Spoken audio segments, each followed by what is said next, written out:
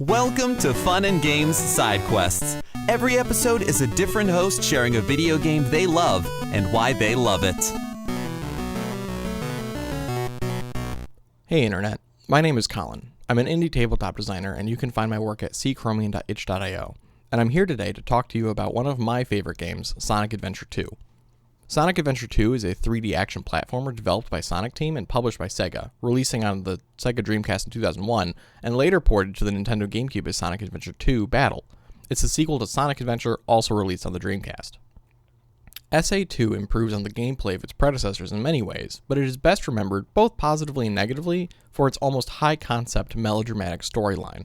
Gone are the days of Dr. Eggman building zany contraptions powered by the adorable bird-like creatures called Flickies, running through meadows to catchy synth tunes, and barreling through bright casino-themed levels.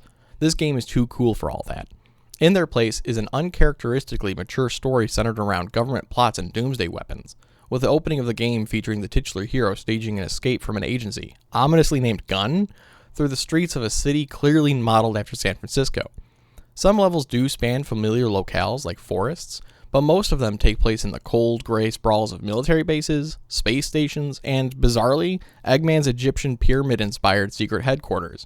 A full one-third of the game is located in an anachronistic desert mega-complex that is somehow located off the coast of not San Francisco. The story is split into two campaigns, Hero, which focuses on the classic protagonists Sonic, Tails, and Knuckles, while the Dark campaign is centered around Eggman and two new edgy characters, Shadow and Rouge. In previous iterations of the franchise, Sonic would be pitted against an antagonist clearly meant to mirror him in some way, like Metal Sonic or Knuckles, and SA2 is no different, introducing us to his now on-again, off-again rival/partner Shadow. While the Hero campaign is the basic Sonic story about chasing after the 7 Chaos Emeralds in order to save the day as per usual, the Dark story is framed around an insanely absurd plot that starts with the extrajudicial murder of Shadow's girlfriend, who is human by the way, at the hands of the government agency Gun, and ends with the release of an ancient bioweapon intended to destroy the planet as revenge for said murder. Obviously. In the process, Sonic of course meets the President of the United States, the moon is partially exploded by a space station modeled after Eggman's face, and Shadow plummets to his death from near-Earth orbit in an act of penance. If it all sounds bonkers, that's because it is. And they made a movie out of this. This all goes without mentioning that only one-third of the game is actual Sonic platforming levels, and the other thirds are being dedicated to treasure hunting missions and shooting stages. And I'm not going to elaborate on the Chow, but there are Chow. They're cute, the systems for them in-game are deceptively deep, and it is all completely irrelevant to the rest of the game. Okay, I lied. The Chow are these little blue goobers that look like they're made out of taffy, and during the course of the game you get the chance to raise them like Tamagotchi and have them participate in races and underground karate matches. Every enemy in normal stages has either an animal or glow stick called a Chaos Drive, and giving them to your Chow and changes their stats and appearance. They're a holdover from the previous game, and in this one they are entirely supplementary. None of the characters comment on them, they never show up outside of their dedicated little island, and they take up so much time that they could even have their own game dedicated to them. As evidence of this, there are multiple indie Chow-likes in development as of the time of this recording, such as Bobo Bay. SA2 has its share of strange design choices, but it also introduced rail grinding to the franchise.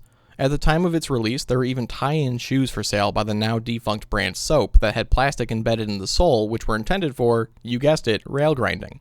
Throughout the game you can see billboards for Soap shoes, which must seem bewildering to someone unfamiliar with the brand.